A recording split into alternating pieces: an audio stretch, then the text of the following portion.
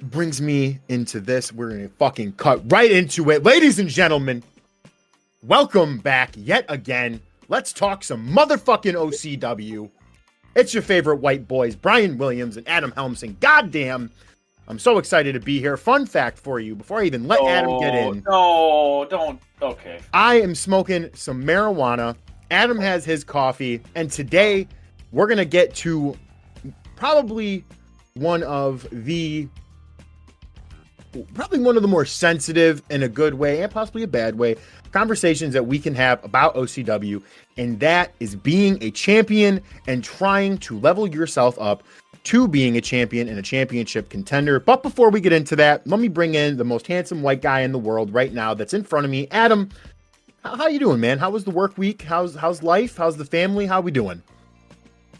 Work week is going just fine, man. I'm ready to be home. I am ready to be home. I'm ready to talk some OCW, and I am totally ready to talk about the championships and the history of them and what it's like and what's going on with it. So yeah, I'm looking forward to this, man. So for those of you who ask questions, I am going to be completely transparent. I love you all, but this is going to be probably a longer-ish podcast, depending on how much time me and Adam have. So what I will do, I want to thank everyone who asked questions, made suggestions on things I want to talk about. So I promise you, after this podcast, me and Adam already have a backlog, but fuck it, we're going to have even more of a backlog. But after this specific episode, me and Adam are going to sit down, maybe we'll even get a special guest, and we will go through all of the questions that people asked, and some of them were pertaining to this episode. I want to say I love you all so much for them, but we're going to get right into the juice, right into the glitz, the glamour, and the drama. So first and foremost, Adam, I have a question for you. You have been the most decorated CCW champion as a handler in all of OCW. I'm going to go that far with saying it. Obviously, you are the true historian. I am just a modern historian. But I have to ask you, man, what keeps you motivated? What is it that keeps you wanting, to win these matches and wanting to up your feuds and your title reigns? Like, what is it that drives you as a champion? There was like 5 questions in there, man. So pick them apart. Pick them apart. Okay. You're very aggressive today. This is shivering. Okay. Good. Yeah. I don't know, man. Pettiness, right? I don't fucking know. It's pettiness, right? Okay. So you and I go about things very differently when it comes to feuds, and we've talked about this on a couple of occasions, like how you go about doing things and the stories you want to tell. Like, it's very different. So, in terms of motivation, it's usually just wanting to prove people wrong, right? That seems that's like the driving force. Like, I really hate to lose. Like, if you've ever talked to Drago and you've ever talked to Drago about how he plays video games and how he's competitive, like, I'm on that same level with shit. I really hate losing. So like the first couple of title wins that I had, they weren't good. They were really crappy, actually. And that created like this stigma around me. And I was like so determined to break that shit. So when I won in the Elimination Chamber, I went back recently. I looked through the first long title run, and it wasn't actually all that good.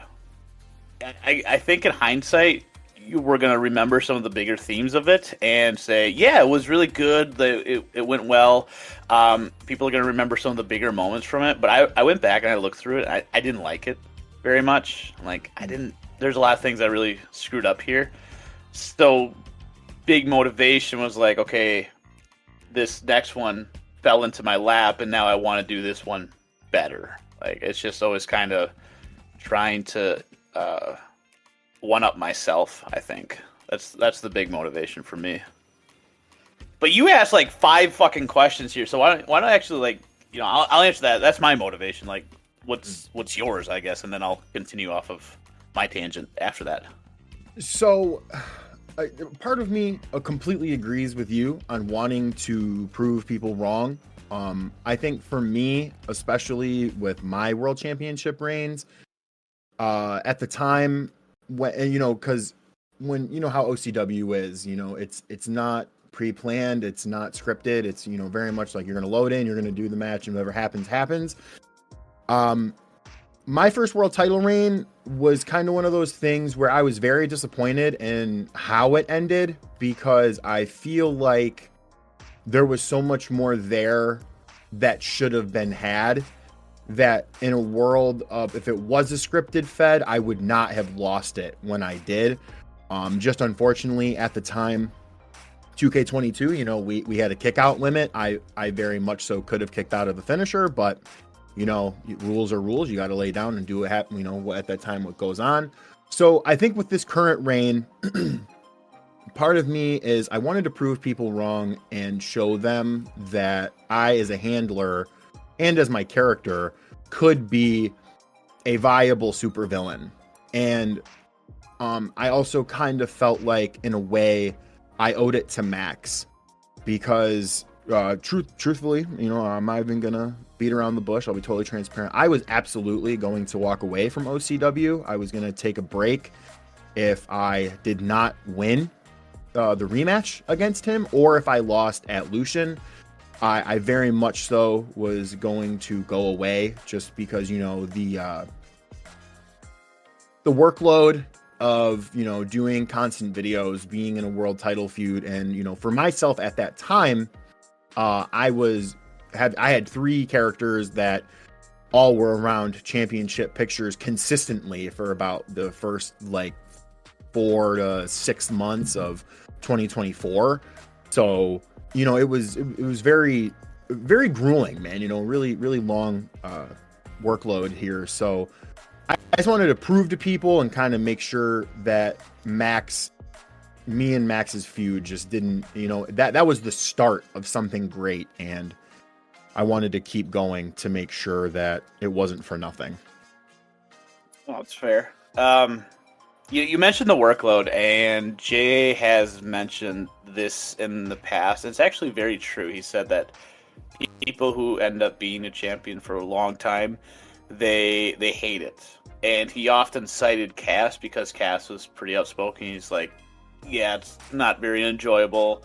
And he referenced other people in the past that once you kind of get to the top, you're like, yeah, I've been there, I'm done. I don't want to do this again, because you're not wrong. It is like a little extra stress, a little extra work that you're supposed to do. For me, it's mostly like, okay, if there's a mistake made, it's on you. Like, if you're in your feud and you're working on something doesn't get submitted, regardless if it's your fault or not, yeah, that's your fault.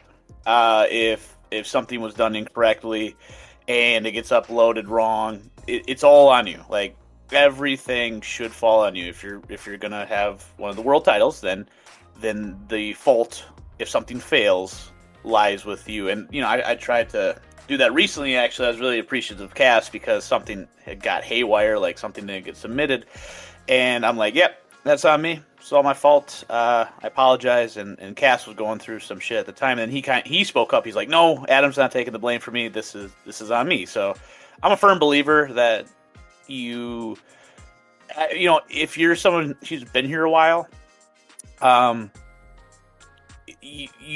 if something goes wrong, like, I usually will take the brunt of it, because that's just what I think should happen. If you want to be the person who's up at the top, then you have to be willing to be the guy who takes the full responsibility for stuff. Yeah, I totally agree. I totally agree with you there on that. So, like, in terms of workload, you often talk about, like, doing videos and stuff. Have you found a better balance now? Like, are you at a point where things are a little bit easier for you to manage with that workload? Or are you still feeling pretty hectic? I think for me at the time, where I was really doing a lot character-wise, I had the 3 characters, and all of them were involved in some sort of serious feud, because I think that's another thing that I really don't want to I don't have the exact word for it here, but like I completely respect and understand doing written role plays and doing written stuff. I understand certain times these games and just the things inside of them don't always work to the way that someone's idea and their head might be for a video.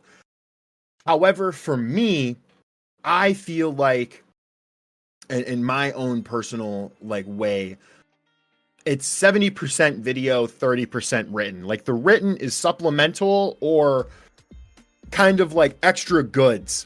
So it's more of a way because I just feel like nowadays with viewers and certain things for people who aren't a part of OCW, while we don't want to admit it, it's a lot of work in a way to go and read the web show.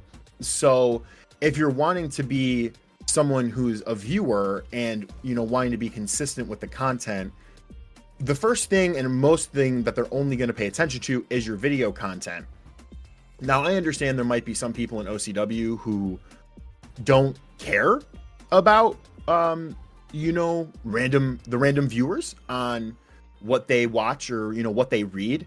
And I think that's totally fair, you know, because we all at the end of the day, to a degree, are trying to entertain each other and, you know, entertain ourselves.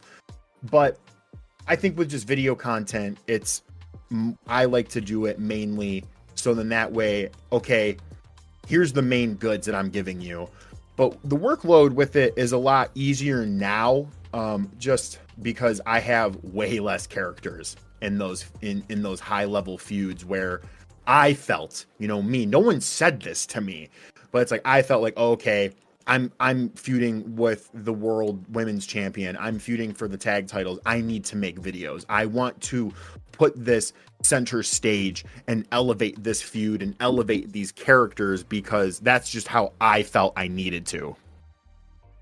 Okay. I mean, that's all fair enough. Like, if you look back at last year, and I don't know if this has been true of previous years or if I've just been paying more attention as I've become more engaged with OCW again.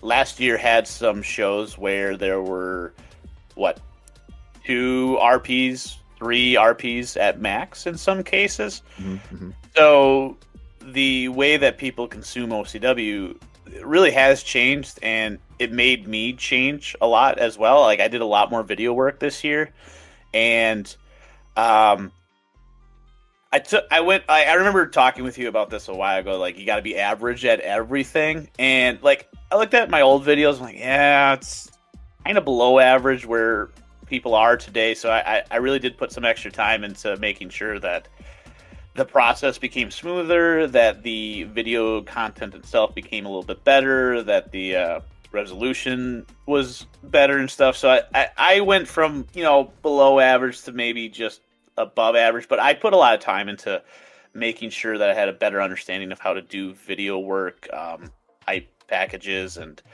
things like that. So yeah, I definitely agree with you that video has certainly taken hold as the primary way to consume, and it's immensely important to do so. So I don't know if I always like that, but I'm becoming more comfortable with it as I spend more time playing around with it. Like, which is a problem that some people have. Like, Trace talked about a bunch. He's like, what am I supposed to get? What kind of program am I supposed to use? It's like, it doesn't really matter what program you use. It just matters that you like start playing around with it and learning. And that goes for like some of the new people that have come in. Like, just play around with it, learn it. It took me years to even get competent with it. So you're obviously much more advanced with video production than I am, so you're definitely the person to speak on that more so. But like, if you had to tell somebody where to start with it, is the advice I'm giving appropriate? Like, just start playing around with it and see what happens, or is there something more appropriate to be telling them? Oh no, man, I'm right there with you. I completely agree. You just have, like, I feel like with anything you try to do in life, if you try and think of the perfect way to do it every time, you're never going to do it. You're never going to even bother because you're setting so many standards for yourself that it's just like, you can't do that. I think the saying is comparison is the thief of joy. And it's like, it's so true, because if I were to sit here and compare what I do to what Jake or Liam or what Emp do, I would never want to make videos. I would just think everything I made is absolute dog shit because those are probably the top 3 video creators in OCW. So it's like when people sit there and they make videos, you gotta like, I think it also comes in part where we as a community, and I will take this on the chest if it backfires, but I don't care. I think we as a community at certain times need to be more encouraging and more positive when people are trying new things or doing new things.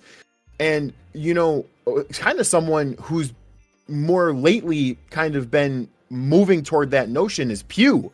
You know, he added something in House of Style that was beautiful of how to, you know, map how to make tights, like, you know, pretty much custom tights. And he did it step by step, and how he was explaining it when he was doing it in the Discord. And then even in his Google Doc that he shared, the attitude behind it was like, he's trying to teach you in a positive way. He's not trying to, you know, demean you by you wanting to know how to do this.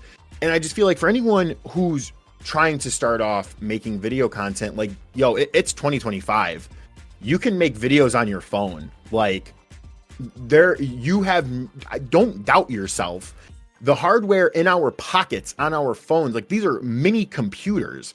So it's like, just try something small. Do a backstage interview, you know, get some cuts. You know, if you have a voice for your character, get some vocals, do the back and forth, and there you go. Like, I think Riot, you know, oh my God, I didn't mention Ryan, probably the top video creators. Rye is also, I'm so sorry, Rye. But look at Rye. Rye edits on his phone and on his computer, and that dude does so many different things. So it's like, you got to take the risk. You got to take that leap and just try, just experiment. You're not going to hurt anything. If you don't like it, all right, cool. Take notes on what you did like. What the people don't like, same thing. Take notes on what they don't like. Adam, I think you are an excellent example of someone, like you said, who, you know, you were more nervous and timid on video creation, and now you're blossoming into a very promising video creator and someone who's able to tell stories a lot better in their videos as well. All right, so we both mentioned that we're choosing people to work with that fit within the context of the story that we want to tell. Now, before I get to this, like, next point and stuff, like it's been brought up on a couple of occasions by people, like, I've been winning. I've been winning my matches and stuff. Why am I not getting the opportunity to be up here? I feel like I'm speaking for myself, but I feel like I'm probably very safely speaking for Parca here. It's not a fear thing. It's not like you're winning matches and we're like afraid we're not going to beat you or something. Like, it's not that at all. It's just like, there has to be, for me, there has to be a common theme to what I'm trying to do within the stories that I'm telling. So this entire run for me has been kind of the ghosts of B17's past and dealing with those and overcoming those challenges. So if you look at the list of people that I worked with, you're going to see some familiar names, but you're also going to see some things that connect to previous stories.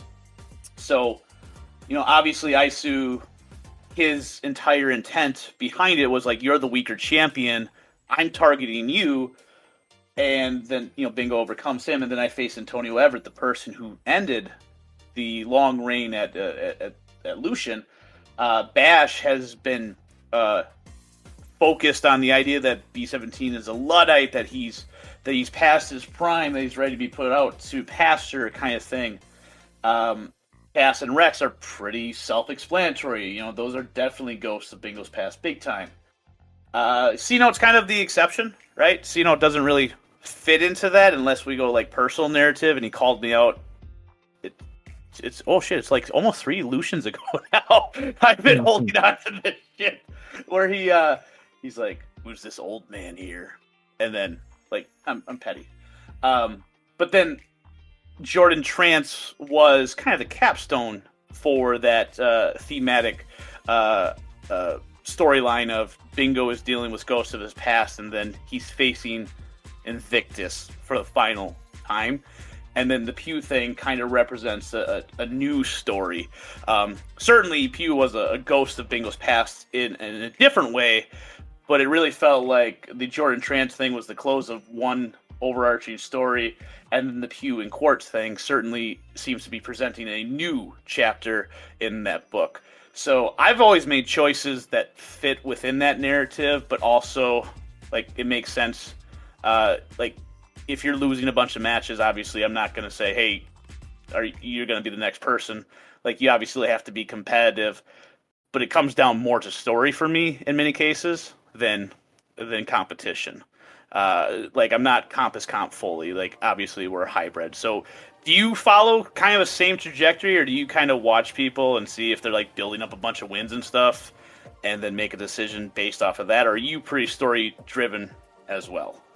I'm pretty story driven as well. I mean, I think for like my reign specifically, it's like no one can say I'm ducking people, because it's like two of my defenses were literally people that beat me on TV. So I was pigeonholed into having to defend against them. So it's like, I think my thing nowadays is like, just because you're winning matches, in my opinion, it doesn't, I don't give a shit all the time. Like, cool, you're winning matches. What are you doing outside of that?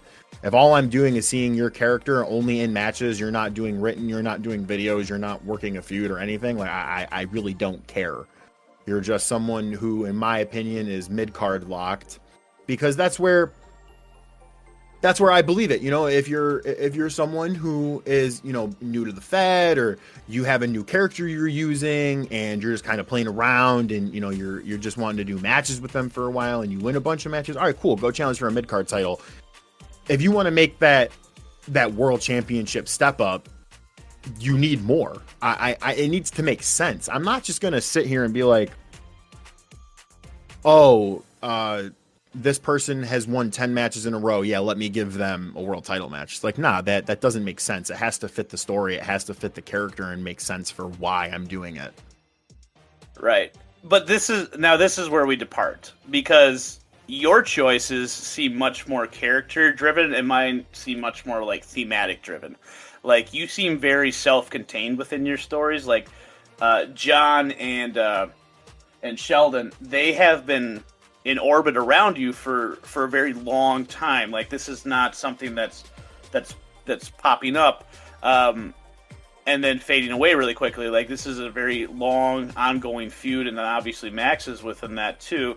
Mine was much more like Isu and Antonio Everett. They don't really have connections. Antonio doesn't have connections to Bash. There was a connection between Bash and Cass and Rex and stuff, but mine have been much more focused on a singular theme, where yours seem much more contained within the people that are part of the story as well. So is that like an intentional choice, or is this just like coincidental in terms of people end up in this orbit around you and they kind of stay in that for a long period of time, or do you guys actually plan this concept out?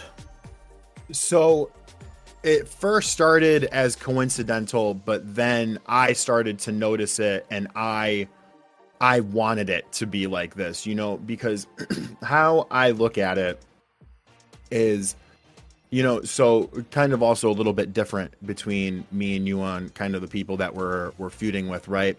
So, you know, Antonio, Cass, Rex, Isu, the handler, those guys are all former world champions, you know, like Bash, C-Note, Jordan Trance, even Jordan Trance, that handler was the former world champ, you know. Those guys, for you, it's like, and also because, in just my opinion, because you're a babyface, you're able to beat them, and you, in a sense, can move on, and they can kind of come back. They can kind of come back in time. Whereas for me, I want it to be like, I want the ramifications of these guys losing these matches. I want it to affect the grander Fed, you know, and that's something that I said to Sheldon, Max, and Reese. I really thanked them, because, you know, they are selling what's going on. Obviously, we have the outlier, like John kind of just went on existing, but he still talks about El Parca. He still thinks about El Parca. Obviously, we can see what happened with Nate after we come back, because he is going to be reeling with, losing the match at Endgames. So it started off as a coincidence, but now it's like it's intentional. I want to build people, like, even through losing, I want to bring them up. I want them to stay in the realm of being a main eventer. And I think specifically, and kind of recency bias with Nate Mack, we have seen that Nate Mack is now a main eventer. Nate Mack is someone who, he can float anywhere he wants in the OCW card structure, and he fits anywhere now. Okay. I don't know. I don't know if I necessarily agree with that. Not the overarching thing that you said. The Nate Mack character. Okay. I like the Nate Mack character, but I was also watching the matches, and like, it's been a while now, right? It's been a few weeks here, but I felt like there were moments where he lacked a killer instinct to get you. Like, he had a chance to really put his foot on your neck and be over with it. And I felt like sometimes he didn't take advantage of that for nerves or indecision or whatever it could be. So I think Nate Mack is really close to being like a permanent, main event star and being up there and stuff. I don't know if I necessarily would say he's quite there yet. John seems like somebody who's like ready to shoot himself in the foot at any moment. I thought he had so much momentum when he was working with you, and even after working with you, he had a lot of momentum as well. We'll see if that continues to carry over. But yeah, that coming back to that Nate Mack thing, I don't know if I necessarily agree with that. I think for me the verdict is out overall on where Nate Mack is going to end up and stuff. So I'm looking through your defense, history and stuff. For me, Max became a star. Max was there. I really missed the Max character. Mark Reese, yeah. Really love to know where Mark Reese is at for sure. C-Note, there's a commonality between both of us. C-Note's there. Sheldon is he's right there too, right? Like, I wouldn't say he's like a solidified main eventer. But I've enjoyed his whole Icarus Falls kind of storyline. I've really enjoyed that concept. So yeah, I don't know. You really got me thinking about this Nate Mack one now. I feel like, kind of outside of Nate Mack, like how you said Sheldon. I think right now with Sheldon's character development, he doesn't always need to be in the main event, but if you needed a world title challenger, you have Sheldon there, which kind of leads me into prime example here, right? And I'm gonna love your input on this just because since we're on this topic. So obviously, Riot 636 season premiere of the 20th season of OCW, fucking nuts. We have the start of the future investment qualifiers for both men and women. And something that's interesting to me is the first men's future investment qualifier. You have Nate Mack, Samson, Trey Golden, Joe Deaver, Anthony Martin, and Sheldon Tremblay. Out of these men in these matches, Sheldon is a former world champion. Nate Mack is a former world title challenger, as is Trey Golden. You then have three names in there, Samson, Joe Deaver, and Anthony Martin, that have not... I don't think Joe Deaver has ever sniffed a singles world championship or a singles championship opportunity in general. Anthony Martin has only done tag matches and like tag title matches ever since he's kind of come back. And Samson, he obviously had the North American title match against Jinx, but he has also never fought for the world title. Okay. And I gotta say something here, and this might be a hot comment. I'm not in love with that match. I am not in love with the competitors in that match, strictly because I feel like we're kind of like, in my mind, I want Sheldon or Nate to win. I want either one of them, just because the other four guys have not showed me that they are going to do the steps that is necessary to be a world champion, let alone a challenger. Whereas in our second men's qualifier, we have Bash, John, and question mark times 1,000, where both Bash and John have showed us not only can they do the step up to be a world challenger, but both of them could very well be world champions, and they could handle the burden. Okay, so what is your question, like, do I agree with the names in the first one? Is that like what you're getting at? Yes, I'm sorry. Okay. Isn't that the whole point though? Like, this is a tournament to see? Like, all right, so let's throw a theoretical, right? The theoretical is this. Let's say Joe Deaver wins. Okay. So implodes. It's over. Yeah, by the way, sidebar. Have you noticed that Joe Deaver has picked a bunch of signatures from established people? Yes. Like, he's got the Jack in the Box. I was even mad with like the bagel punch. I'm like, yeah, sure, go for it. But then I saw the Jack in the Box, and I got irrationally fucking angry. That's fair. I got so angry. I'm like, this is not acceptable. How dare you take the Jack in the Box? This was Cole Jackman. He's a former CCW champion. Put some fucking respect on his name. I was tight. I was really upset.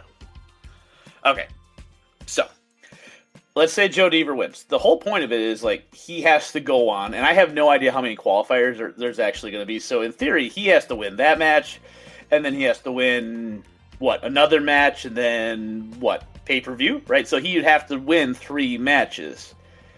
The idea is, like, he would be putting in the content to become more solidified within this position. Your argument is that he hasn't put in the work to be in this position to begin with, is essentially what I'm getting.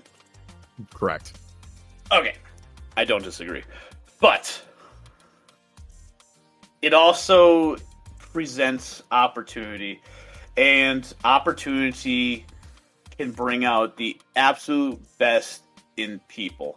I'm a very optimistic person usually, so there's no reason for me to look at these names and say, okay, if you make it in this and you put in the work and you build yourself, this is that opportunity to become so much more than a punchline, as Deaver and Trey have become, and become so much more than DM Punk that Samson has become, or be known as this aloof idiot that Anthony Martin has become. So I guess when I saw it, I don't necessarily disagree with the argument, but I didn't have as much of a reaction as you had. I was more interested in why there was differences in the match types. Yes. Right? Like, yes, I was a little like, okay. But ultimately it's going to create a unique situation, and one match is never something that actually truly defines who you are in OCW. So whatever happens is going to happen. I'm okay with it. I don't have as big of a reaction to it as you did. Now, if Deaver, because I'm going to continue to use Deaver here, if Deaver wins this match, and let's say I don't know how many matches are going to be. Let's say he wins the entire thing. Right. If he's not writing or producing video while he's going through this, it doesn't matter if he even gets a title shot. He's still going to be viewed the same way. It does. And if he wins the title, whichever person he chooses to go against, he probably will choose to go against me. It won't really matter, because yes, you'll be the champion, but you really won't be the idea of the champion, right? You have to put in extra work. You have to put in extra time and stuff. And who you defend against and the stories you tell with people, that is what's going to be remembered. Because if you look back through history at some of these names, they're not names that you're going to remember all that much. When I talk about Cassidy Hayes, you remember, oh shit, he was in the Hoot Elimination Chamber. He defended against all of those people. He walked in with it. He walked out with it. When you think about H2O, you're going to think about his feuds and his time against Quartz and stuff, right? Think about B17. You're going to think about, oh, he's faced Rex multiple times. If Deaver doesn't make those moments, he's not going to be remembered, and that's enough for me. But it sounds like you don't want that situation to arise at all. Oh, 100% I don't, because I feel, and I'm sure if he listens to it, he can confirm it or tell me to go fuck myself, but I feel like to a certain degree, Jay has become spoiled by how the world champions are and kind of what every world champion puts out on a week-to-week basis. So, one, when it comes to the future investment, I understand that we stopped doing the ladder match due to, the ladder physics in these games. They're not very good. So I understand that. However, I'm kind of glad you pointed out the different men's matches, because I would have liked them to be more uniform. I think if this were me and if I were doing this tournament, I would have had 2 fatal 4-ways for the men, and then the week after that, you'd have 2 weeks of qualifiers, and we would eventually get to 4 guys. And then at Certified Greatness, you have a 4-way elimination match. Whoever wins is then the future investment. However, I'm really hoping that these guys in these matches are building these matches up before they even happen, just because that was another thing that I personally, and maybe the Fed would come to a consensus on this, but I personally always thought future investment, it was this very meaningful thing, yet a lot of the time you would throw people in it who, in my opinion, really weren't doing much. They were just kind of there. Let's give them a match on Lucian and let's let them have an opportunity.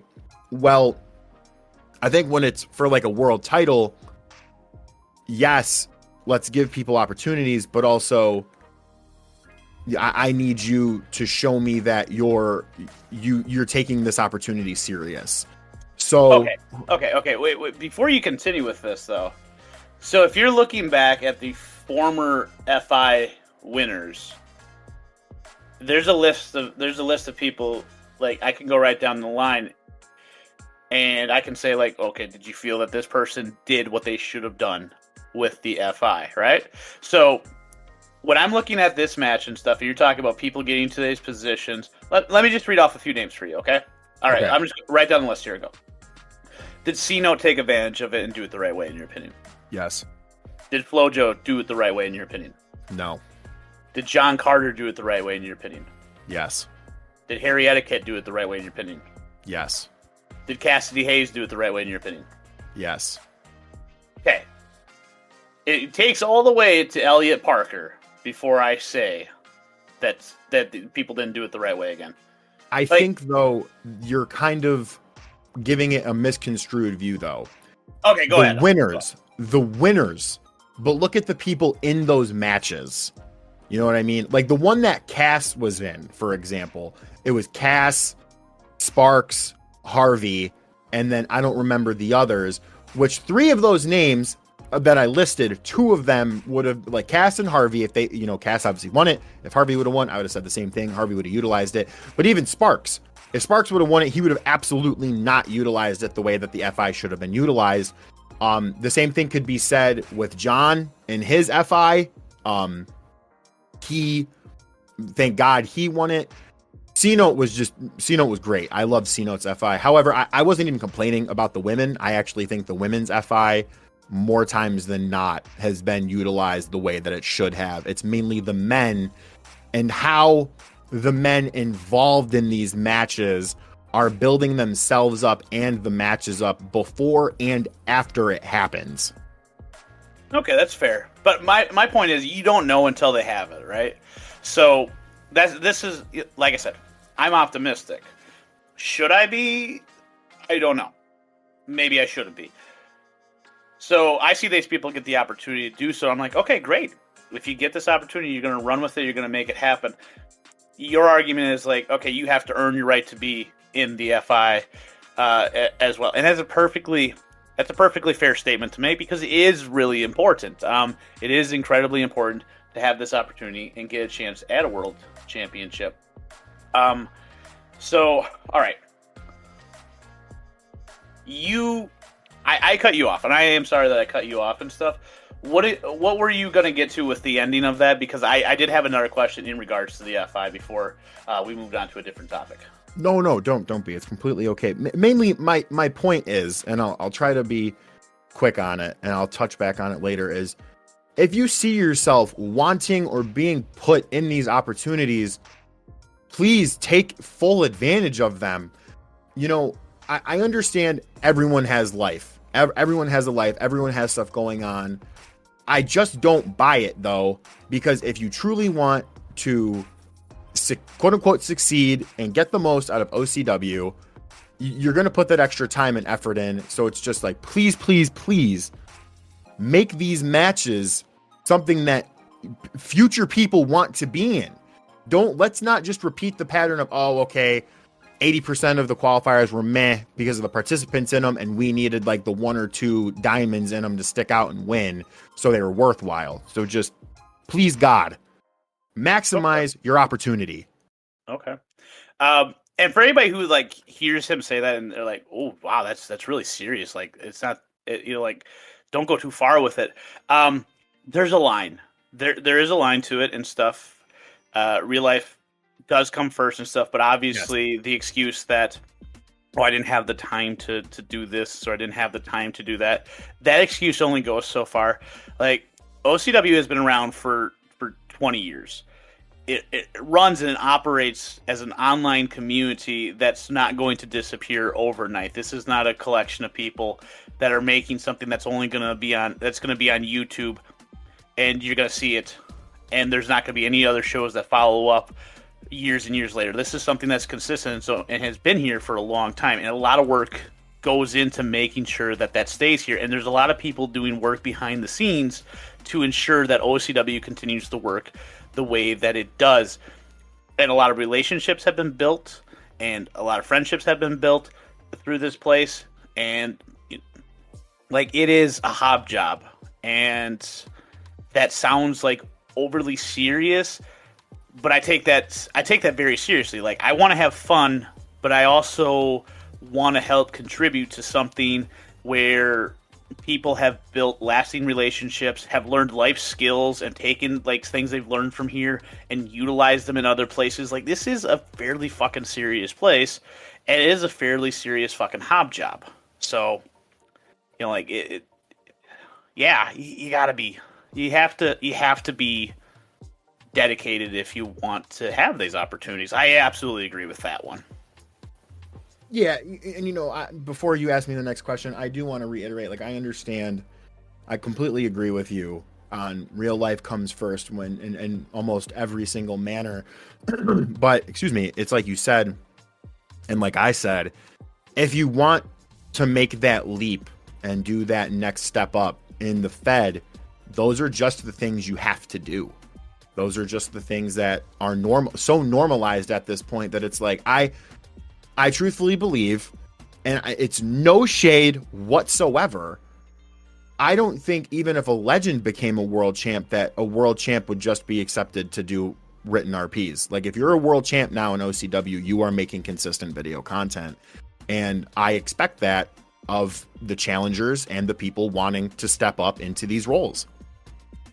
And that's fair, and I agree with that. I don't think anybody would be satisfied if that happened.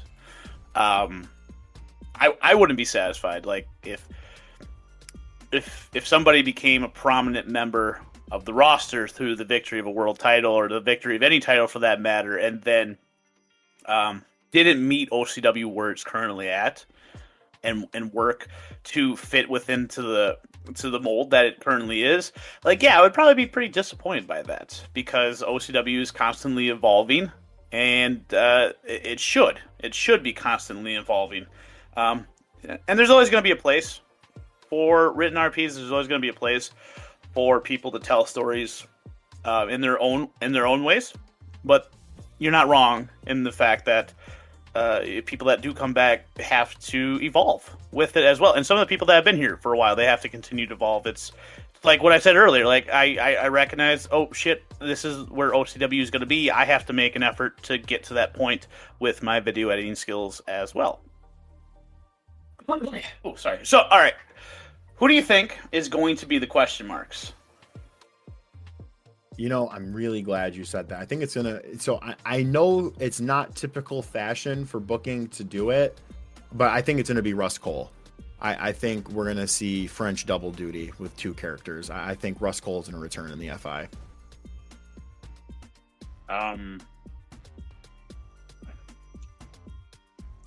Why? Like what leads you? Because he showed up in Discord again? Yes, absolutely. I feel like he's working the marks, brother. He's schmoozing behind the scenes like typical Frenchman status, and he's gonna make the return in the co-main event, and he's gonna fucking completely derail Bash and John Carter. All right. That's not a name I was going to put out there. That is not a name I was going to say at all. Who's yours? Well, now you got me second guessing myself. No, don't second guess yourself. Who was yours before I said Rust? I was going to say H2O. Ooh, fuck. That's a good one too, though. I think Marcus McMichaels is also a possibility. Oh, yes. Yeah. Honestly, give me Marcus McMichaels over Rust. Let me get that, man. What if it's Sid Hunt? I'd fucking shit myself, but I know that's not going to happen. It's not fucking happening. There's no chance of it. But the moment you said Rust, I'm like, wait a second. Is it kind of asinine for me to be thinking H2O? Because No. Okay. All right. Great name suggestions all around, dude. Like that's. I don't know. Anyways, man, I feel like we probably got so fucking derailed, but I don't really care at this point. So yeah, that's our goddamn show. Yeah. What do you want to talk about next year? Because I know that you had a few things that were on your list to get to. You know what? One thing that I was always curious about is, was it intentional? Like, was it an intentional choice for you to only really kind of orbit around world championships, or is that just kind of luck of the draw?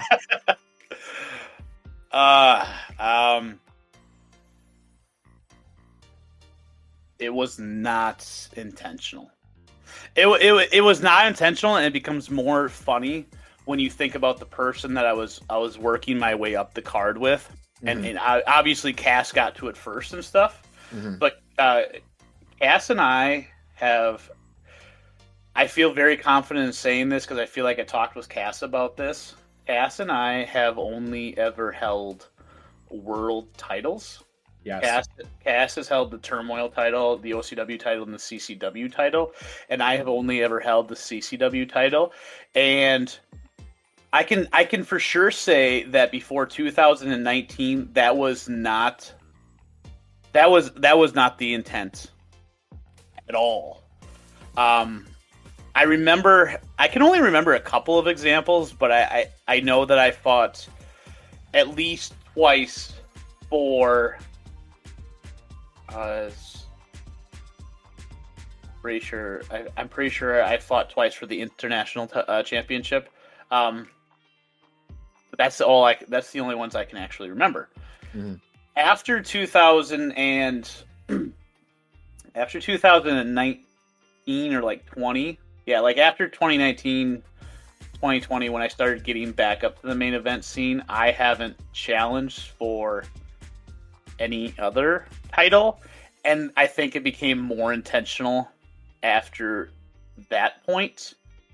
So beforehand, no, definitely not. Cass and I both kind of came up, and I think both of us kind of looked back one day and said, "Oh, yeah, we haven't really a challenge for anything else, or won anything else, I should say." I'm pretty sure he challenged for the light heavyweight championship at one point. That sound right? He fought Tiberius Dupree. I'm pretty sure. Yes, yeah, I think it was in a ladder match. Right. So that is jumping to mind, but he didn't win it. No. He was a So spot monkey in that match. was he? I Yes. know of the match, but I Yes. can't really remember every aspect of it. So I'd say after like 2020, it became more intentional. Of like B17 only has fought for world titles, and I like that with the character. Like it just because it wasn't forced. Like I didn't make this happen. It wasn't something I'm like this. He's only ever gonna fight for world titles, and he's only ever gonna win world titles. It just kind of naturally evolved into that place. And I look back at it, I'm like, I actually kind of dig this. Like this guy is, this is my interpretation of the character. This character is so obsessed with the CCW championship that he can't get away from it. Like he's always there. And one day that's going to evolve into a desire for another world championship because that is probably going to be the next goal. It's not my goal personally right now, but I'm very goal oriented. Like every time I was getting close to like a record or something, like I won the title, I'm like, oh fuck, I can't lose on the next one because fucking Brian's gonna call me a nostalgia champion again because he's an asshole. So I was like, I gotta win this first defense, and then I was like, okay, well I gotta get through Lucian and beat Tony, and I did that. Oh shit. Coming up here on beating Doc's reign from the person I took it from. Okay, I wanna get past that one now. Let's keep going. Oh shit, 300 days is within reach. Let's get that. Oh shit, 365 days is within reach. Let's do that. Oh shit, I can get through a full calendar year again? Oh my god. There are records just like I just keep making those little things to aim for along the way. And at this point it's like when he loses this, how do you fucking top that with the character? Right. And I know what the answer is, and you know what the answer is, but I'm not going to speak it into existence because everybody knows what the fucking answer is right now. So, yeah. I don't know if we're exactly on the same page, but you know what I was thinking about today because I'm a nerd and I selfishly hope I can put this into the universe and I get it someday. What? I want an El Parca and B17 tag team title run, and I want us to have like a Fraxium type tag team where it's just they're waiting on someone to betray each other. They're waiting on them to implode, and we're just gonna constantly sit there and be like, we're okay. Like I want that in existence. Like at some point. See the handshake, like the superpowered handshake? Yeah. No, I'm going to break your fucking hand. No, I'm going to break your fucking hand. No, you let go. No, you let go. Oh, yeah. They're slowly walking up street. Yeah, I can totally fucking see that. I would absolutely love that, but here's the thing right now. Like, it wouldn't, for you and I personally, it makes sense. Like, we get along fine. No problems. Yeah. Like, but for the characters, there's a lot of fucking animosity between those two. And let's face it, you. All right, let's put this into the world. Like this is fucking reality. This is the shit I have to deal with every fucking day. Parca's never been a CCW champion. Correct. B17 has never been an OCW champion. Should we just trade? No, we should. No, we can just the season 20 premiere. We just both just exchange titles. All right, dude, here you go. Yeah, fuck it. Here you go, man. Yeah. No, we should not. But I made the joke a while ago. Like, fucking 2 years time, you're gonna be the CCW champion. I'm gonna be the OCW champion. We're just gonna flip flop. That's what's gonna happen here. I'm sorry, man, but like, okay, so speaking it into existence, like, fuck, yeah, dude, that's gonna be what Bingo wants to do next. So like, I'm gonna get pinned on a fucking random ass turmoil, and then the Riot, I'm gonna show up and be like, "Hey, Parca, remember me?" That doesn't work for me, brother. That doesn't work for me. Well, that's exactly what your fucking ass would do. You'd be like, "Oh, I'm gonna disintegrate right over to the turmoil. Get over here." You know, funnily enough, I actually for the longest time, if I had lost the title within like my first couple of defenses, that was absolutely the plan, was to just be like, Adam, hello. But now Wait, it's too much. wait. Was this before or after you absolutely annihilated me in the tag match? This was before. Oh yeah, I would have fucking told you to pack rocks, bitch. I would have been like, no, fuck you, dude. After that, I don't know. Right. Well, Adam, you lead on. I need to grab a charger, and I'm unprofessional, but I'll be back in 90 seconds. 90 seconds. Okay. So, well, Parca is away here. Let's dive into some stuff here. El Parca is currently at. Oh, I haven't added the break days in there, but El Parca is currently at 6 defenses. He's coming up on 300 days. Let's see. North American title of Jinx is at 3 defenses. International, Nate Ortiz is at 2. Women's champion Marissa just won it. Hasn't gotten defense on her belt yet. Dragana is currently at 3 defenses. Unified tag team Underground Elite is currently at a defense. So, let's see. Yeah, I actually really like that. That's the one of the things, like, I love looking at title defense records and going down the list. And maybe I should have actually brought this up to Parker when we were talking about Nate Mac, because I think this will actually break what I had said earlier. If you look at a name on the list and you can say, oh yeah, that makes sense, I could definitely see that person challenging for a world title, then it's a good choice, right? So, maybe I'm wrong about Nate Mac. I can totally see myself being wrong about Nate Mac. You are wrong about Nate Mac. I probably am. Okay, because if you look at Nate Mac on a defense record, you don't blink. You don't bat an eye. You're just like, yeah, that makes perfect fucking sense. Yep. So that is the mark of a main eventer then, right? Like, I've come full circle. I completely disagree with my initial statement now. Okay. So if you can look at a title defense record and you can see somebody's name and go, yeah, that makes sense. That person can challenge for a world title and nothing is lost, then they are a main event status. Okay, I've come full circle. I've done it. You convinced me. I convinced myself, actually. Yeah, you're great. That's okay. Growth. That is personal growth for me. Okay. What do you got next for me? Because I threw out the whole question mark things. What would you say to... So this was actually something that I really did want to touch on. So first and foremost, before I ask you the question, I just want to preface, this is all our personal opinions. No one in the OCW staff has told us a formula or anything like that. So with this, what would you say to people who are either mid-card champions, whether that's a singles mid-card champ, tag champ, or people who are wanting to break into title contention? What would you say to those people who are wanting to move up? What should they do? Well, I mean, it's individual, right? Everybody's a little bit different. Like, the advice I would give to, say, Jinx is going to be different than the advice I say to C-Note, right? Like, so I have to generalize a little bit here, which makes it a bit tough.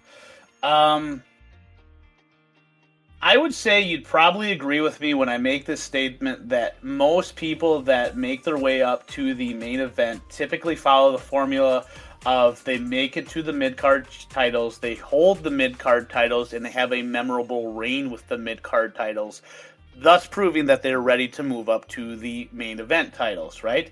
So if I'm giving the advice to people that are on the lower end of that and they're trying to get into it, my advice is you get that title, you make it your own. That's the big thing. Like, you make it your own story and you make it so that people enjoy that, because once you do that, then people can start thinking of you as, okay, this is someone who can go on to become the next challenger. Now, of course, this gets a little freaking weird because Nate Mac, which I just got done going back and forth on, doesn't fit that criteria because he doesn't fall into the generalized category, but Nate Mac beats Antonio, and that's the big thing for him. Like, he beats Antonio, who has a really good reign going, but then Nate Mac goes on to lose it without making a defense, right? So okay, that doesn't really fit your criteria, but in the process of doing that, we're also talking about an overarching story with Marissa and something that has been ongoing for the longest time. So you can look back and say that was part of the Marissa story. He has become an interesting character because he is telling a compelling story, and he did show that he can get to that mid card title and now has gone past that. So if you're somebody like that, you're building your way up to get to those mid card titles and show that you can be responsible, that you can hold on to this, that you can make it look good. But then the next step is, can you tell a compelling story to propel you even farther up the card? And you go down this list, there's a couple of names of people who can and have done that, and then there's a couple of names of people who have not done that. So Bolek is just starting a potentially intriguing story. So he got to the mid-card title, and now he has broken away from DNS. So we're going to wait and see with him, right? Right. Derek did not. So Derek got there, and he didn't. Mark Reese had a pretty enjoyably long reign, and then he moved on because he was able to tell compelling stories past the mid-card titles, but he had to get to that mid-card title first, probably. So Jinx, he's doing that right now, right? So it'll be the challenge will be after he loses it, how does he respond? And for me, it's you tell something compelling, and we want to keep watching your character even after they don't have the gold on it. Wow, that was a very long-winded answer. Yeah, you have to simplify that for me. Thank you. No, you long-winded answers are the best answers. I don't care what anyone says. So I would agree with you for probably 80% of it. So I just want to say, I would kind of, so how you said, like, and I'm not trying to be semantical and, pick on him because I'm not. I think Jinx is also kind of starting to find his footing as the North American champion. While he's had the title for a while, he hasn't really defended it all too much. I feel like he's finally starting to feel comfortable with the Jinx character and how he wants to run it. So I'm really interested to see what he does moving forward into season 20. However, with what the other things you were saying, I just want to say, so it does not appear that I don't value wins and losses. When I first started OCW, and Adam can attest to this, I was Mr. Win. I felt like I always had to win. So I absolutely value and understand people who want to win matches and who want to go on win streaks. But we have to remember something, is that this is pro wrestling. It's not like boxing. It's not like MMA where, you're going to go on a 30 match win streak and then just get put into the world title picture. I mean, hey, shit, maybe you will if it fits. But a lot of what Adam said with the generalization is it very much so is true. You need to start stepping up by, just doing the video content of non-title feuds, whatever feud of yours that you're working on. If it's, a more important feud for you, start dipping your toes in the video creation. Start doing that. Build up to hopefully a pay-per-view match, or, and Adam, once again, I'm sure will attest and join in on this. If you're on a TV and your feud, let's say you want to have your blow-off match at the next TV show because you didn't make the pay-per-view, take that opportunity as a mid-card champ or as just someone feuding. Take that opportunity and make that goddamn show about yourself. Because everyone else is on the pay-per-view. I don't care about the pay-per-view. My show is this show. So make sure you are, once again, maximizing your opportunities. And the stepping stones are right there for you. It's just you got to utilize the skills around you. And it takes time. It takes progress. But it's like he said, the formula is almost there. Start to step up, win that mid-card title, hold that mid-card title, have a decent or memorable reign. And that is almost always going to be a launching pad for you in the main event scene. Absolutely. And he said something I actually really like. I really love mid-card titles being defended on television, Turmoil or Riot. I really, really like that. And hell, I can even appreciate when there's an opportunity to defend a world title on a Turmoil or Riot as well. And I've done that multiple times because I accept that creates interest and intrigue.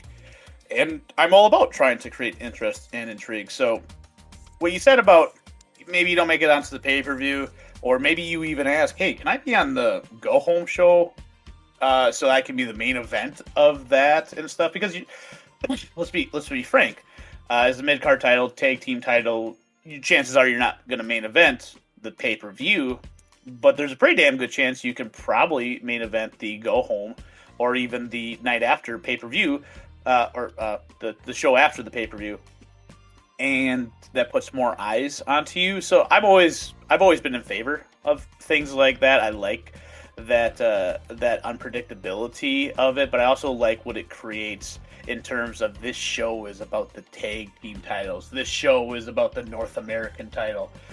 So I'm a big fan of that in general. Oh, sorry about that. Okay. No, don't be. Okay, so yeah, I love moments like that, and I would like to see those more often. Now, how many? I'm kind of browsing through this because if anyone knows me, they know that I absolutely love looking at this spreadsheet. I hope that you like looking at this spreadsheet. I too. love looking at the spreadsheets. Like I'm filling this in as much as I go and stuff. I'm trying to think. Like I'm going back down the list and stuff, and I can see some names where it didn't launch them to the next echelon and stuff. But more often than not, I'm seeing names that the opportunity arose and they were able to get to the next level. Prominent ones. Archer got a world title shot. Archer would not be somebody that you would be surprised to see challenging for a world title, right?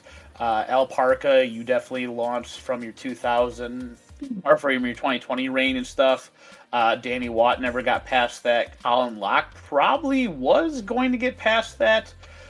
Trey Golden went back to the mid-card after his world title, and looks like he kind of got stuck there a little bit.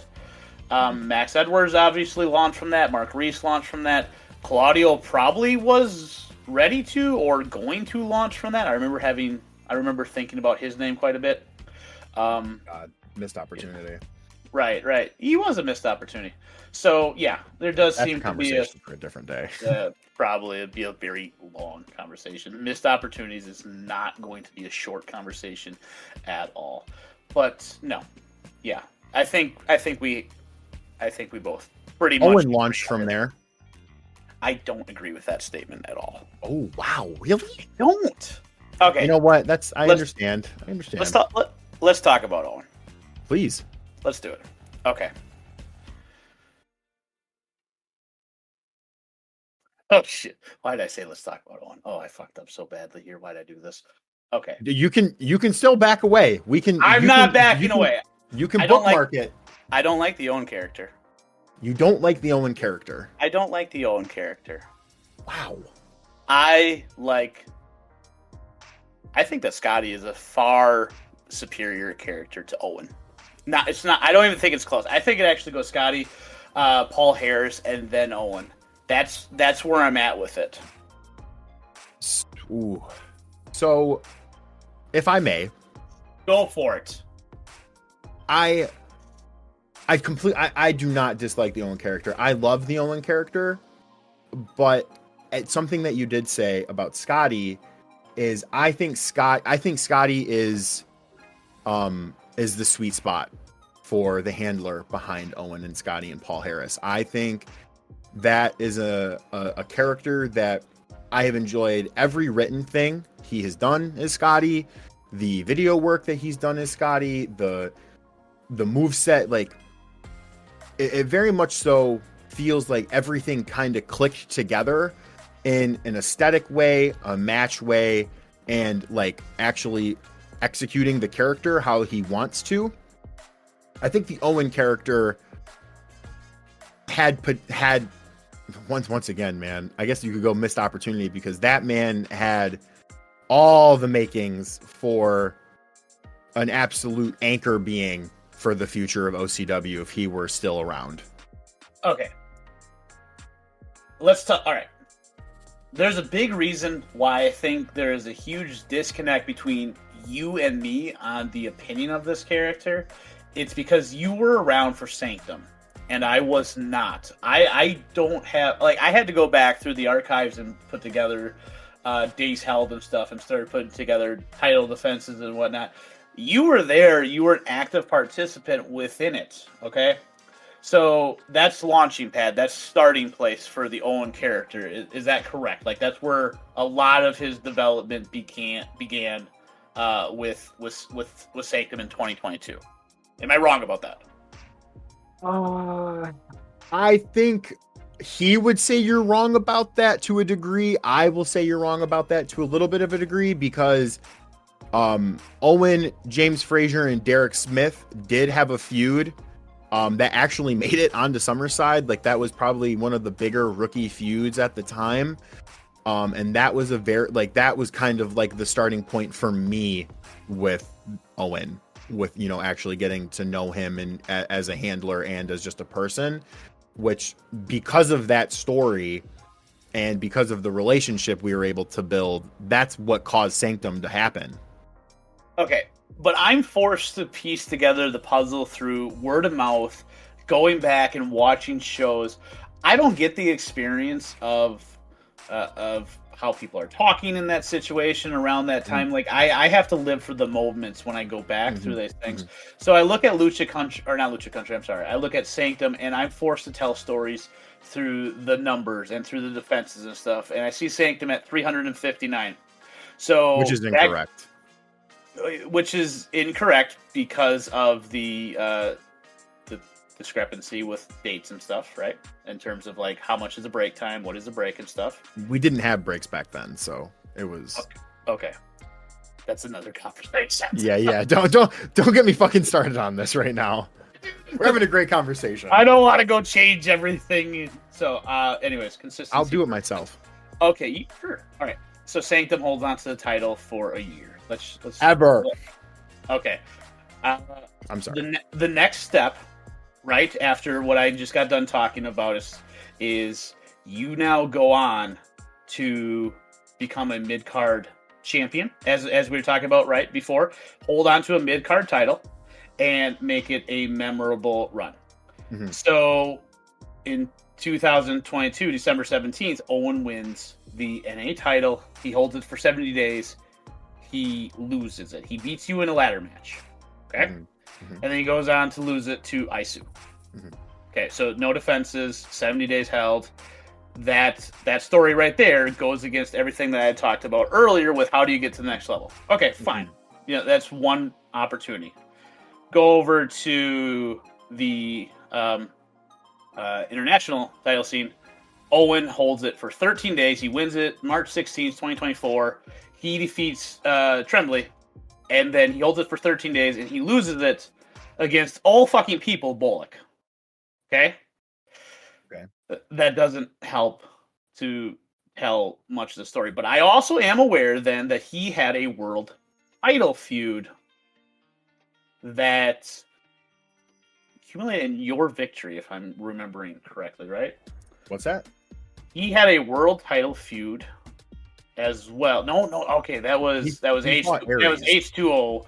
Okay, so El Parca and Colby were fighting at Resolution 16. Okay, he fought Aries, but he came up short, right?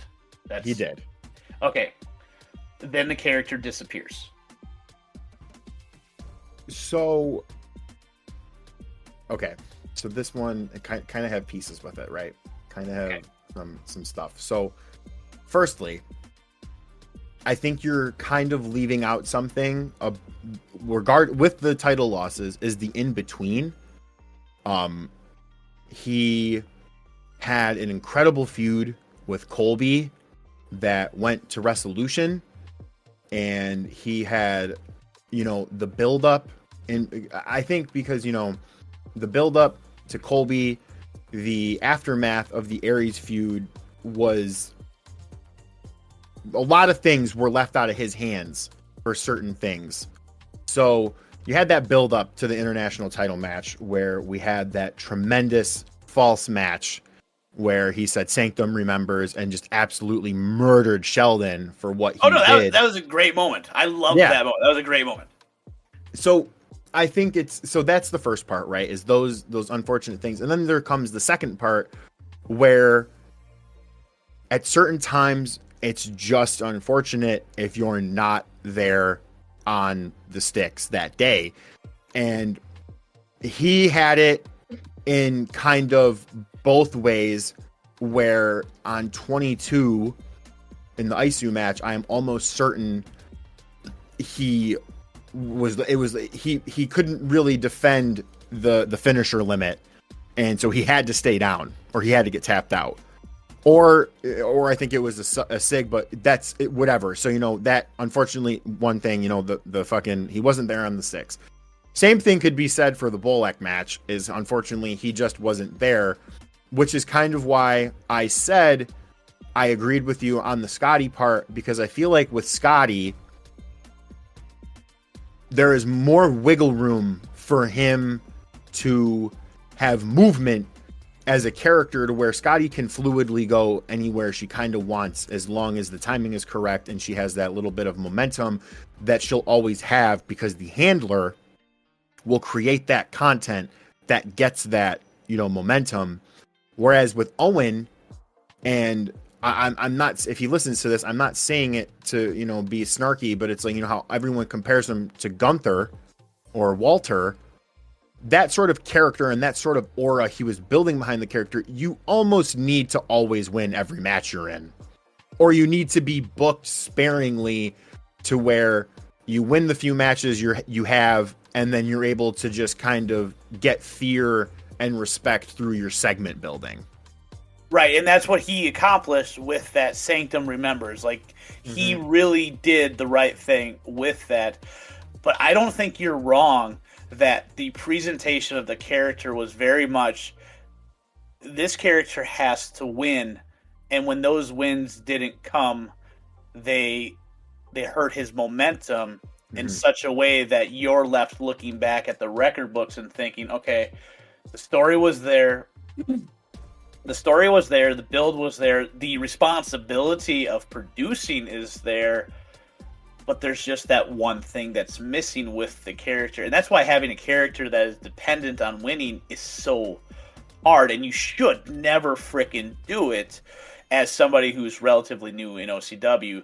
There are very few characters throughout OCW history that are presented as in such a way that they have to win and then actually go on to be the killers that they present themselves to be, because these games are so finicky and the skill gap is always closing because of the way that the games are naturally built and stuff. So right. I never got the sense that the Owen character was capable of upholding the presentation that it was put forth. I think we saw it, though. Like, we saw glimpses of it. It's like you said, the games were finicky. Like, when him and Sheldon eventually had that international title match, he absolutely ate him. He destroyed Sheldon. And yeah. Sheldon is absolutely not a schmuck at the game. I would even argue that Sheldon is probably one of the top handlers on the sticks right now. So it's like he very much so. I feel like with Owen, when it's on, but at certain times it just might not be there. And that's just the luck of the dice at times, luck of the draw. But that's also something that, for example, we have to deal with. Like, you've been getting your ass kicked in matches and stuff, and it's like there's no panic. Like, you might be panicking, but I'm not panicking. Like, I'm watching you have these matches. I'm like, it's fine. He'll figure it out. He's gonna be fine. It's gonna be fine. And there's been points where I've been getting my ass kicked, and he's fine. He's gonna be fine. He's gonna be fine because he knows that he can turn this around. That's part of it, right? That has to be part of it. When we talk about a hybrid league, it seems so immensely unfair to say that. What's the saying? Like, wins and losses don't matter, except for when they matter. Mm-hmm. Like, there are matches that do matter for you to win, and most of the time those are title matches or number one contenders matches, and that's why I think we watch those matches with so much intrigue, because you have to be competitive and you have to be you can't be thirsty, and you have to put on a good story, and there's so many other elements that go into it. And usually the people that you see being thirsty, they don't get those opportunities as much anymore because, like, we don't know if we can trust you to have these title matches without being thirsty and stuff. So you have to be able to pull out the victories when the time comes. And I just never saw the Owen character pulling out enough of those on a consistent basis. And then when the character goes away, I call it a missed opportunity for the character. I wouldn't disagree with you. I think it's... Go ahead. I was just going to say, like, if you compare him to Sheldon has surpassed the Owen character, the Sanctum, in general, by so much. And Sheldon has one of the most disappointing OCW title reigns of the modern era, if not the most. All right, but so he's loaded. I know, but he has grown so much from that loss that it circles back to what you said earlier about how do you respond after you lose. He's responded in a way where his character has his character's essentially lost his mind. Like, he's lost all sense of reason. He's losing grasp of who he can trust and what does he trust and stuff. And he's building something that's immensely intriguing as a character. And he found himself involved in things. And like you said, he's gotten to the point where he is probably a top 7, 8 on the sticks, if not even higher.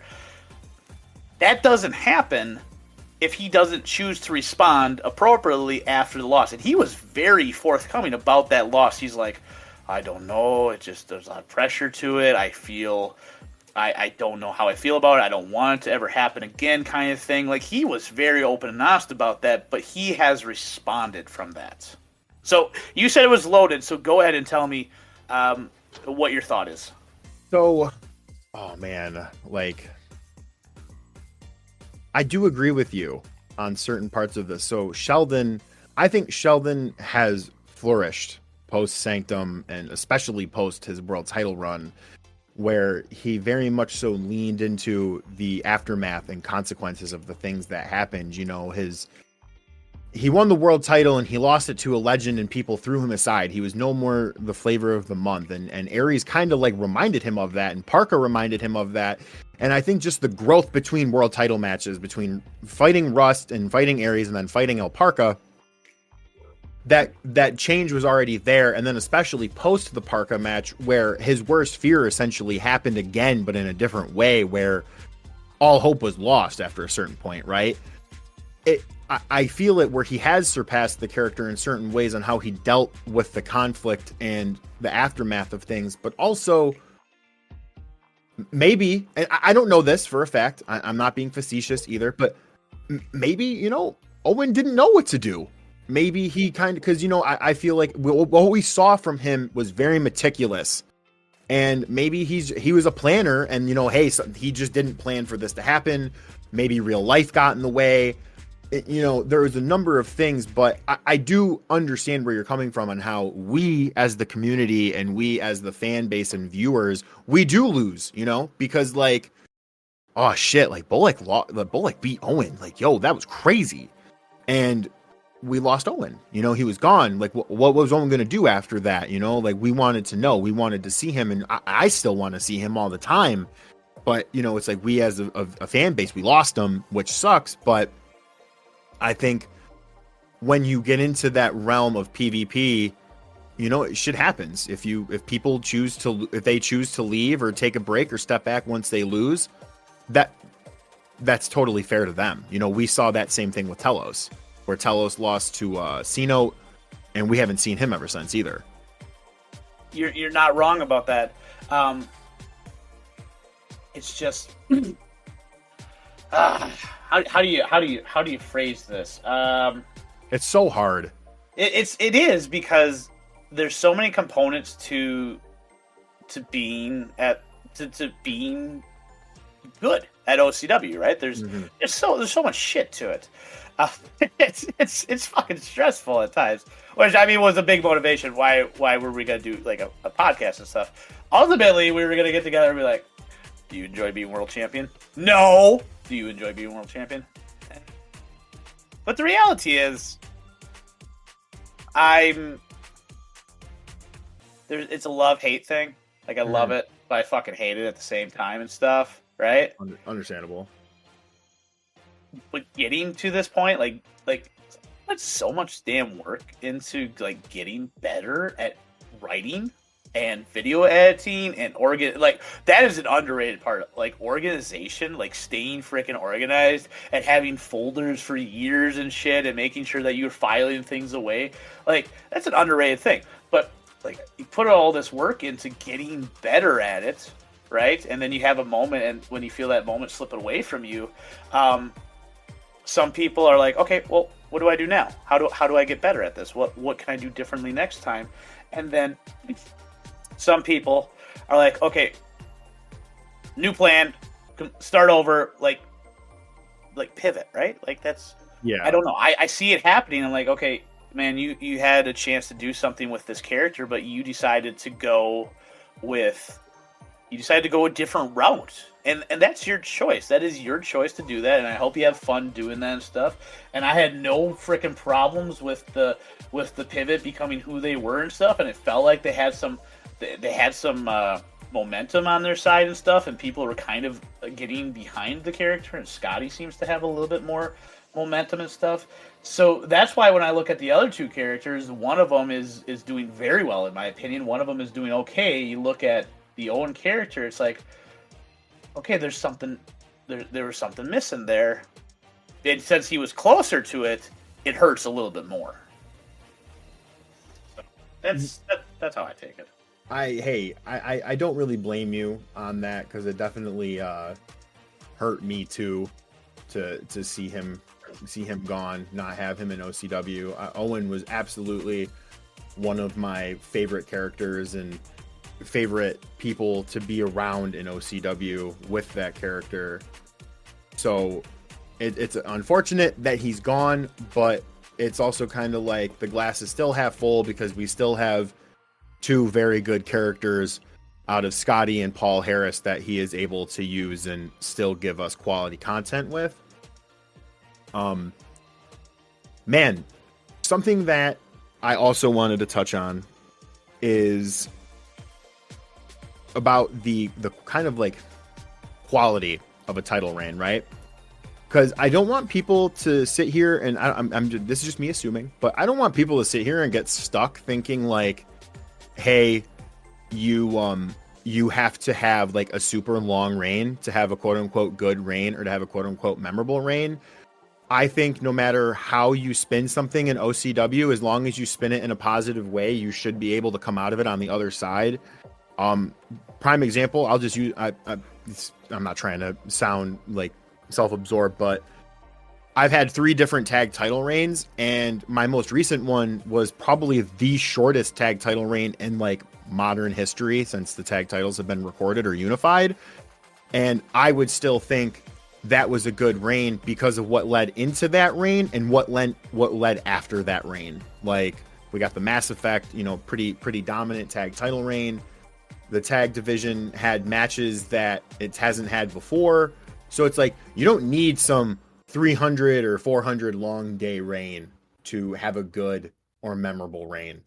Rex, it's so funny because obviously we're looking at the same thing. Rex and Quartz are dead serious, like the Attitude Era, like Rock and Stone Cold, how they just kept trading fucking title. Like these guys just farmed CCW title reigns off one another, and it was fantastic. But something that I wanted to say also, what you were saying is it also can help you, and I know it's going to sound weird, it also can elevate your title reign depending on who beat you and what they do afterward. Like, prime example, B17 had the historic 10 defenses, Lucian to Lucian CCW title reign, and then Tony beats him, and then Tony does the same thing, but longer. That's fucking beautiful. I loved every moment of hearing about that and seeing that. So it's like, it's just like, who was it? Doc Doc lost to H2O, and then H2O went on the longest world title run at that time. So it's like, at certain times, if you're losing to the person, like, it's kind of like a double-edged sword, where a dominant champion or a person can lose, and then a dominant champion comes in, and then, oh man, look at that. Like, I lost to, like, you could spin that, like, I lost to that guy, like, the best dude. And then, like you said, you know, Doc, I mean, you kind of glossed over a lot that he did, but, you know, he became a made man after that. Same. I'm trying to get a lot in, man. No, I understand. But yeah, he became a made man. And then same thing with Rex. And it's like, you know, yes, you can aspire and want to get those long title reigns, but like, don't freak out and don't, like, you know, make yourself feel so much pressure. Like you have to have like this Roman Reigns length world title reign or mid-card title reign. Like, yo, as long as you are giving them as much as you possibly can in terms of creativity and wanting to elevate yourself and your feud partner and the feud itself, it's like, dude, people are going to remember it. They're going to remember the moments. They're going to sit there and talk about it still. So it could be 1,000 days and boring as shit, or you could have that bitch. Like, Rex is such a great example, because every time that dude had the CCW title, he was like a ball of fire. He had it, great feud leading into whatever was going on. He'd lose it in like a tragic way or an insane way, and then he'd fight right back to getting it again, and it was brilliant. Yeah, we're looking at the same thing, because I'm literally scrolling up and like, yeah, Rex, 77 days, 1 defense. Rex, 76 days, 1 defense. Rex, 28 days, no defenses. 98 days, 3 defenses, and it doesn't matter. Like those were fun. Those were good. And the last one was probably the best one in terms of like numbers and stuff, but that doesn't necessarily mean it was the best one in terms of story and stuff as well. So, let's give some rookies some love here. Ooh, okay. Let's give some rookies some love, because they've stuck around for like 2 fucking hours as we've just rambled and pattered on. But let's get some rookie love up in this place. Okay, so well, there was promotions. So what rookies are we talking about? How do you define rookies? Like, are you Tiberius? Like, if you don't got 10 years, you're a fucking rookie kind of thing. I feel like I am becoming more of an older man in OCW sense, because I look at newer people, I'm like, ugh, okay. I don't know you. But no, give me 1 second. I can bring up a list of. Oh, I know who got promoted, brother. Don't worry. Okay. So you know who's got promoted. So yeah. All right. Because we had Junko, Gabriel Vincent, Eddie Ramos, Samuel Omen, Paul Harris, Bay. That was a terrible mistake. I don't agree with that. Petey Wheatstraw and Pearl was the most recent graduating class. Like, I'll get on board with people saying, okay, Bay's done the work to get over and stuff. I want this to be completely understood. Bay exists for me to fuck around and have fun, and I don't take him remotely seriously at all. As a matter of fact, when I'm playing as him, like, I have moves on the moveset specifically meant to look just as stupid as possible when he gets reversed, like just gets swatted out of the air and shit. Or like my favorite one is when he hits the turnbuckle with his open hand and he holds his hand like, son of a bitch, what the fuck did I just do? I love trying to do that twice in a match just to sell how stupid of a character he is. Okay. That's fair. That's fair. Okay. So how do you? All right. I guess. All right. Are you okay with Bay being promoted? Like, what do you think of that one? Yeah. I think everyone in that class, I was good with. There are certain people that I am just hopeful will use that as some more fire, more motivation for them to be great and keep improving within OCW. But I have almost no doubt that everyone in that class will do what they need to do to keep pushing and being great. Okay, I'm gonna have you rapid fire this. How do you feel about Bellacore so far? He's cool. I just want to keep seeing more of him and see his growth. That really long beatdown that he had, like, I was completely lost, but I've completely forgotten about it as well in terms of it being major in impact, because I've said this multiple times. It don't matter what you do for the first couple of months here. You'll figure it out eventually, or you'll leave. Okay. Christine. I want to see more out of her, but I want to see more out of the handler behind her in general with both of his characters. That is a very fair statement. I got nothing to say on that. Clickbait. I was a big hater when they first came around, but I'm started to love them. That is very fair. I'm not going to speak on clickbait because obviously I work pretty closely with Emp about clickbait, and Eddie Ramos. I absolutely hate how he came in as a luchador using a government name, and that disgusts me, but I'm proud of where him and Gabe are at. Okay, well, I mean, that just that leads to Gabe next. I love Gabe. Gabe, I love you so much. You are the best rookie out of that rookie class, rookie of the year. I love you, Gabe. I strongly disagree with everything you just said, and I'll get to that in a moment. Okay, Gabe, Gabe and Eddie, congratulations on the defeat of Bay, because even though I don't take Bay overly serious, totally took that match fucking serious, and I wanted to win. I had visions of Russ Cole, triple champion, dancing through my head, and it wasn't meant to be, man. I am still salty. I'm still salty because I got into the ring, and it decided to target the corner person, and I hit square to stomp. Oh my god! And he fucking punches, and son of a bitch, mother! I just lost it. I was so irate. I was so mad. And kudos to Gabe. Gabe completely called this one out, and he said, "Hey, can I distract you with the B?" And immediately, I'm like, "Oh yeah, I am okay with this. Thank you so much, man. That was a beautiful idea." So yeah. I was upset about losing that one because I'm very competitive, but kudos to you guys. God Drifter.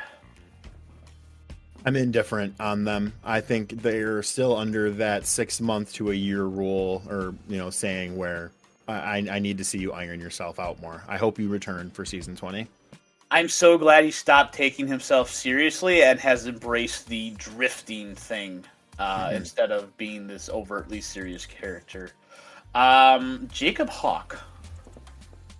I think the character looks cool. The matches that I have seen with him in it have been, I can't complain. I think it's just still the thing where it's like, I want to see you do more. Let me see what more you got.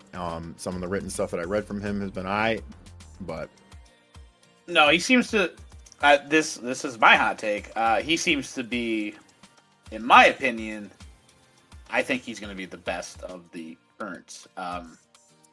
What do we refer to them as now? Not the baby clique anymore. The young adult clique. Young adult clique. I came up with that name. I forgot it. What the hell? The young adult clique. Like, I am higher on Jacob Hawk than I am on anybody else. Okay, now the real rookie of the year is Junko. But tell me why I'm wrong. Gabe clears, man. Just because Gabe wasn't in as high of tier stuff with his opponents doesn't mean, like, you know what I'll give you, and I will give the goddamn community. Gabe is male rookie of the year. Junko is women's rookie of the year.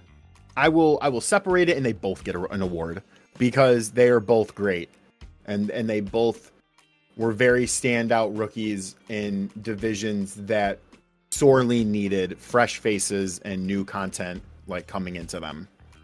All right, how about this? Gabe was more consistent in the things that he did, but Junko reached higher heights. Yeah, I can give you that. I don't. I can kind of give you that. I'm still hesitant. I get called out.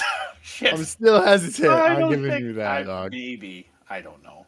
Don't get me wrong. I enjoy both of them, but it's just I love Gabe more. Okay, I love Junko more. This doesn't make any sense. You're supposed to like big women. Well, dude, you gotta separate. There's many layers. Is there separation? Is there? There's different layers, dog. But I don't think there is. One thing I do want to add is, who I really, mind you, I am not. Oh God, I don't want any other specific rookie to think they're any less because I'm saying this, but who I really, really want to see kind of pop out and do more this season? Megan Suzuki. Okay. All right. Pop up and do more. Like, that is not the person I want to pop up and do more because they weren't here. Like, I get something happened, whatever, choose to do something else, like, whatever, cool. Mm-hmm. So that momentum was squandered, and now square one has to begin again for me.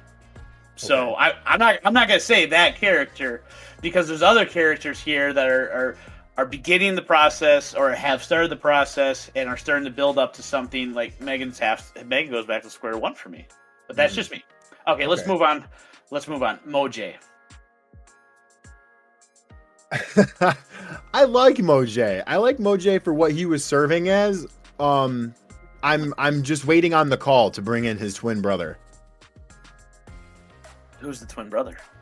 That's none of your fucking business. Okay. Jim knows. Fuck Jim. I hate Moj. Wow. I actually don't. I like Moj, but not that much because for me he exists for the same reason why Bay exists. I want to get a few extra matches. I want to have some different. I want to try out some new things, explore some new avenues, etc., etc. This one's interesting. Nova. Nova Rosello? Yeah, does this one count? Like, it's Rye, so yes, you have to because Rye is great, and Rye always will do stuff with characters, but I think Rye has started to find a groove for his characters on where he's slotting them. Like, you can tell Marissa is the end-all, be-all, the main of the mains.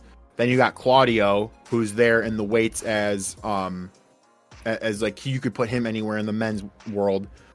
And then like Ryvon, Nova, Bobby. Like Nova obviously is Parca's, big guy, his heater, his protector.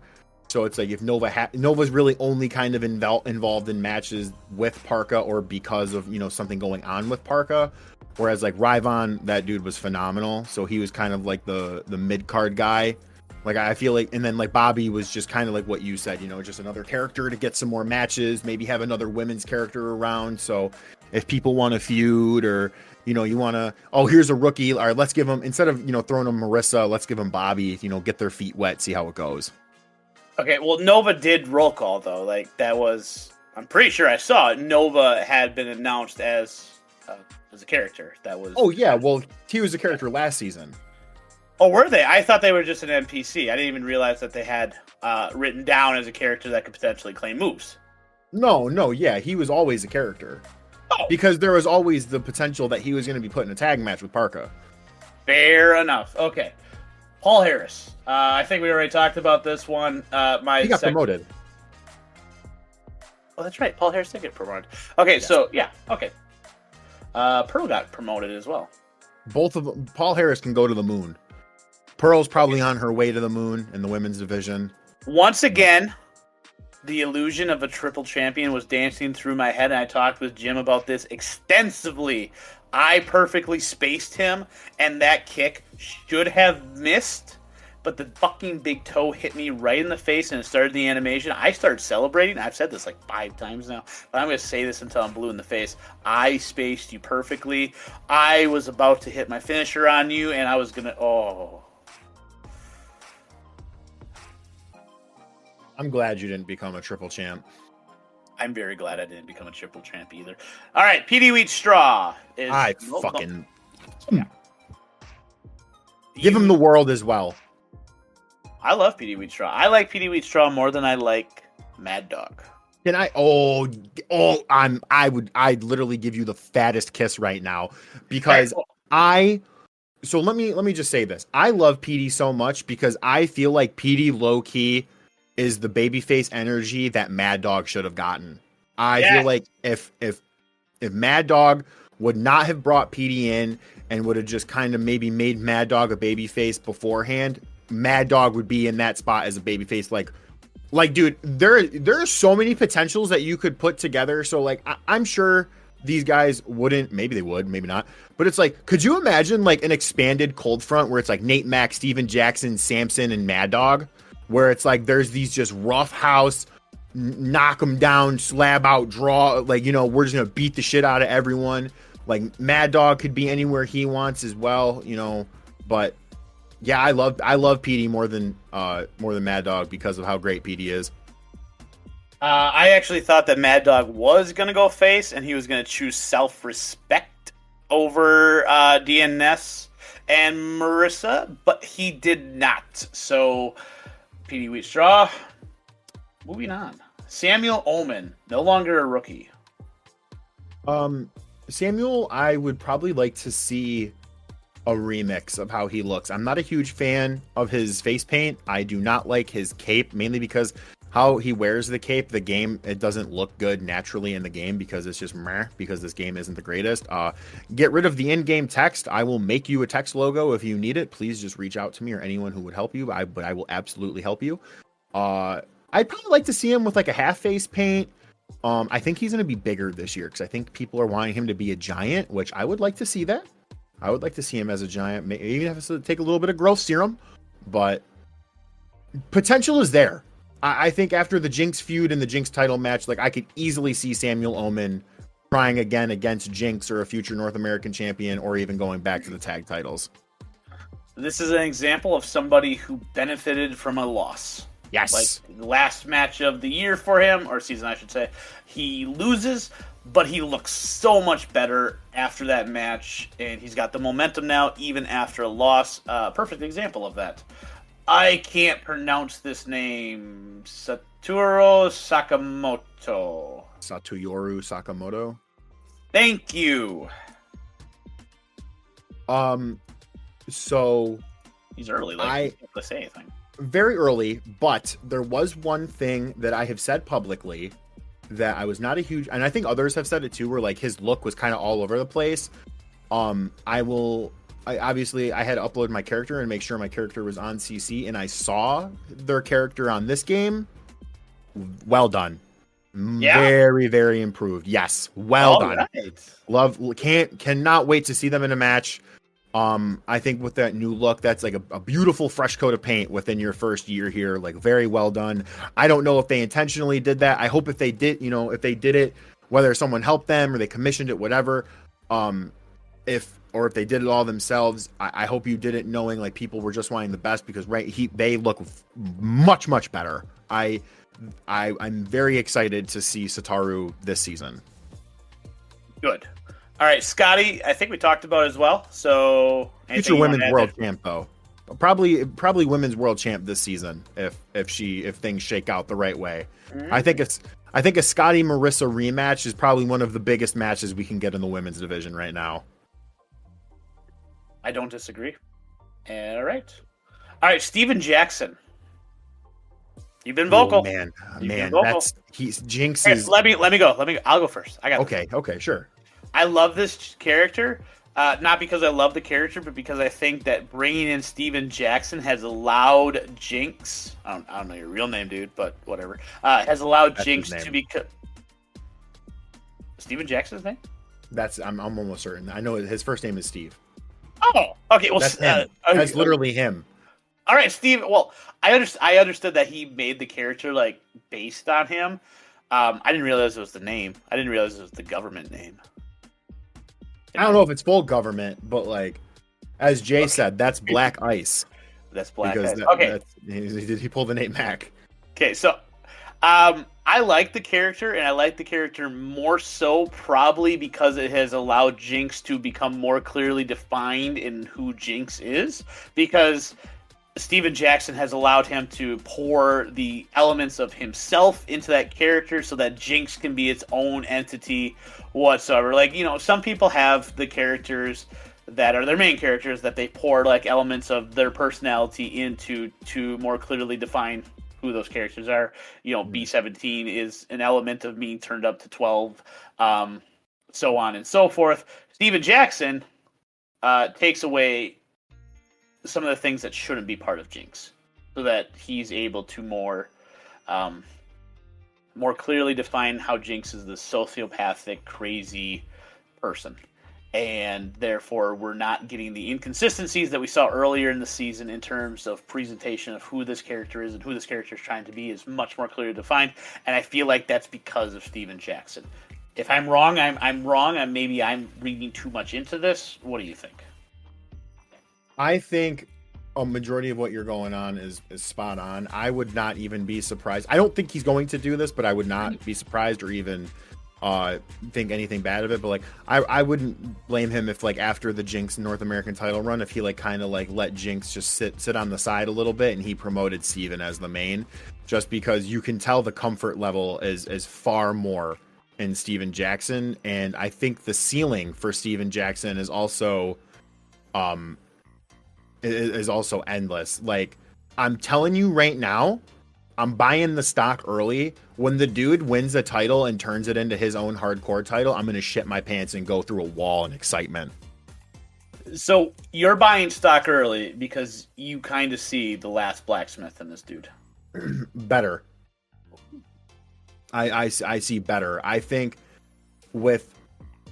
it's interesting because I think with how he's able to cut promos and how he can sit there and like his delivery is so fucking good that it's just like, this dude's gonna drop some bars and he's gonna like give us a hardcore match where like somehow, some way he's about to do a headbutt through a flaming table and I'm just gonna dive through a window. Like I think listen, man, he has the potential to become the legit hardcore wrestling god in OCW.